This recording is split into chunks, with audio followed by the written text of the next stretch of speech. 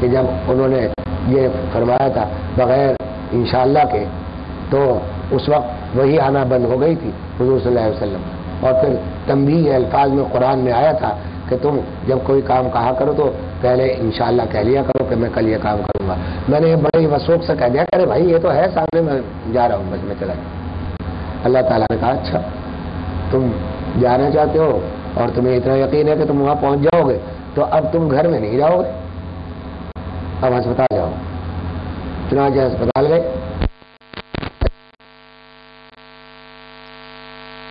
اس کے بعد کراچی میں بھی گھر نہیں آئے، ڈائریکٹ ہسپتال ہی پہنچے۔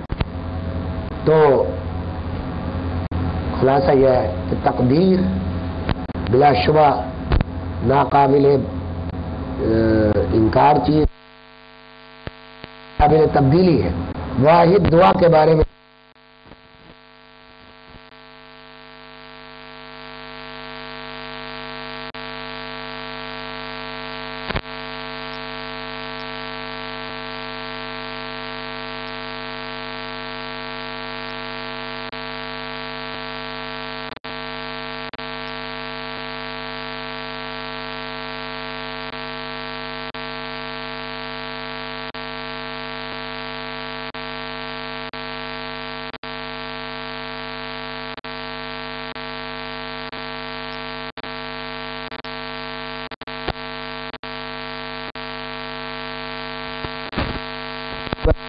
اور ہماری تصویر تو دارا شکو ذرا سا وہی تصوف کی طرف بہت زیادہ تھا جو لوگ جانتے، تو انہوں نے کہا لاؤ ہم بھی مسلح ہوتے۔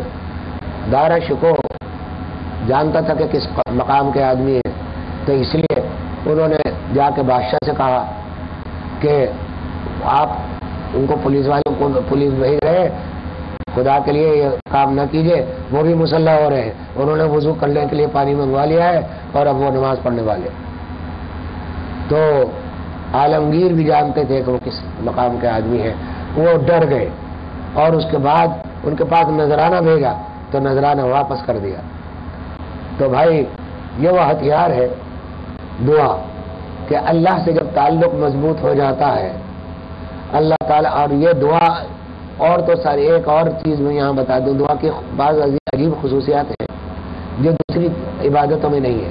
ایک دعا عبادت ہے، اللہ تعالیٰ نے اس کو عبادت بنا کر ہم پر ایسا بڑا احسان کر دیا کہ بھائی دعا کرو تو ہم وہ چیز، اپیل تو ہم نے لے لی، اب ہم وہ چیز تمہیں دیں یا نہ دیں لیکن ہم تمہیں ثواب تو ضرور دیں گے عبادت کا۔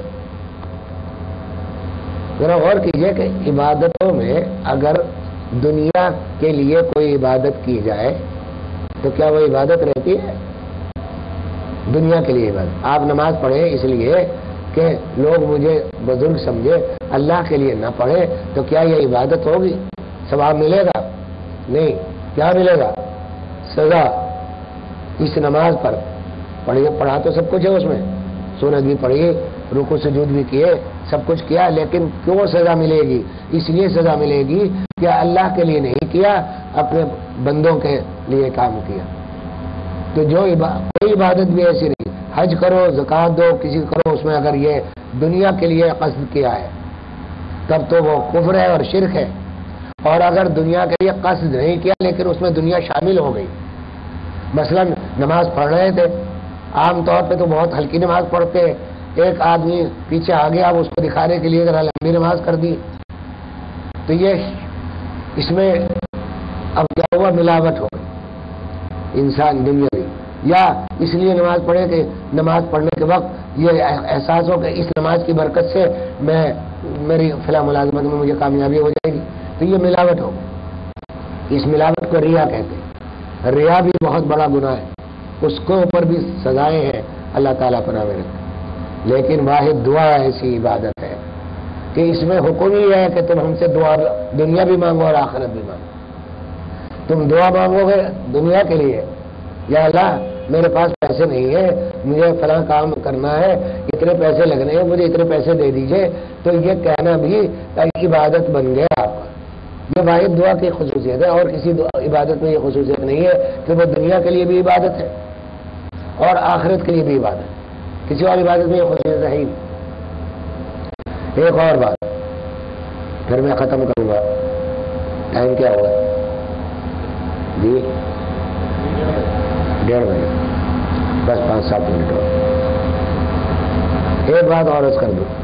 حدیث میں نبی کریم صلی اللہ تعالیٰ علیہ وسلم نے فرمایا، اور اللہ تعالیٰ نے ہمیں ایسا شفیق اور محسن رسول عطا فرمایا کہ ہماری چھوٹی چھوٹی ضرورتوں کو، ہماری نفسیات کے مطابق ہماری ضرورتوں کو پورا کرنے کی ایک ایک تدبیر بتا دیں. حدیث میں فرمایا نبی کریم صلی اللہ علیہ وسلم نے کہ اللہ تعالیٰ سے مانگنے میں کوئی چیز شرم نہیں کرنی چاہیے. یہاں تک کہ تم نمک بھی، اللہ ضرورت چاہیے نمک کی تو نمک بھی اللہ سے مانگو. جوتے کا تسمہ ٹوٹ جائے تو جوتے کا تسمہ بھی اللہ سے مانگو. ذرا سوچئے کہ اگر آپ کو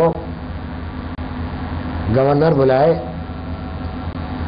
اور وہ آپ کی دعوت کرے اور وہ آپ سے پوچھے کہ آپ کو کیا چاہیے، آپ کہیں کہ مجھے ماچس کی ڈبیا دے دیں، سمجھے آپ، مجھے کمر بند چاہیے، سمجھے، تو وہ اپنی توہین سمجھے گا اس بات کہ یہ ہمارے دربار میں آیا، ہم سے کمر بند مانگ رہا ہے، ماچس مانگ رہا ہے.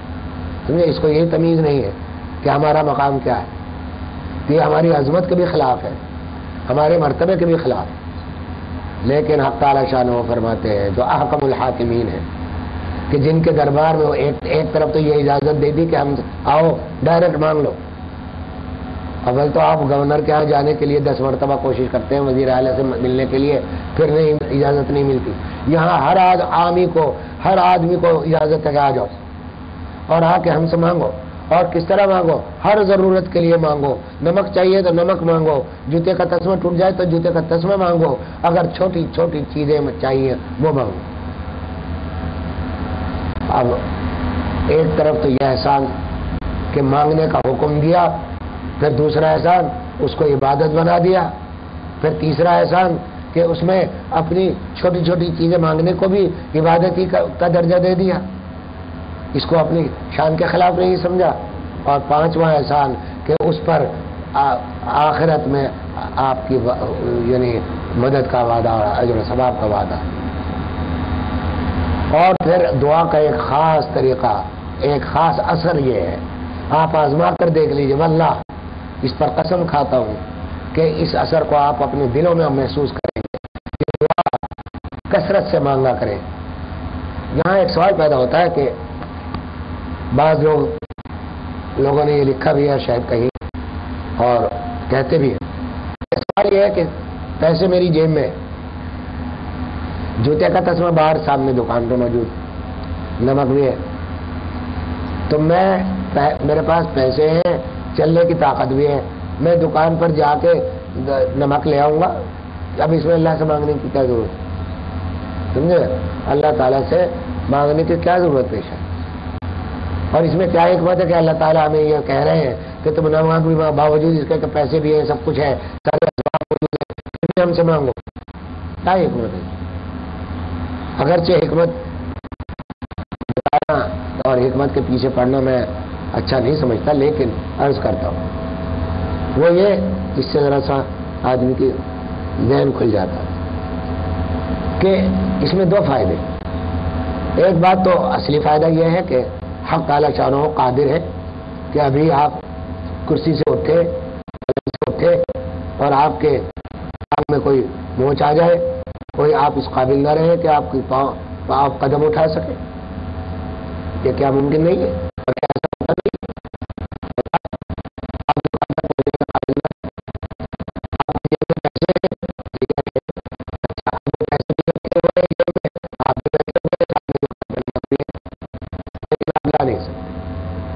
سمجھا؟ اب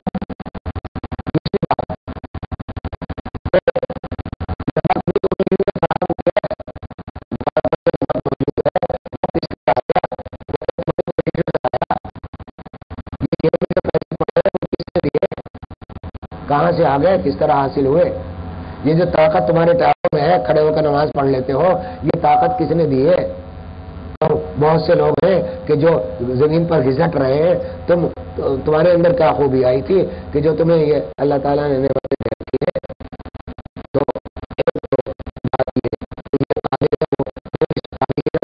آپ کو نمک لانے کی طاقت مہیا ہو، نہ پیسے رہے، نہ نمک آئے، نہ کچھ.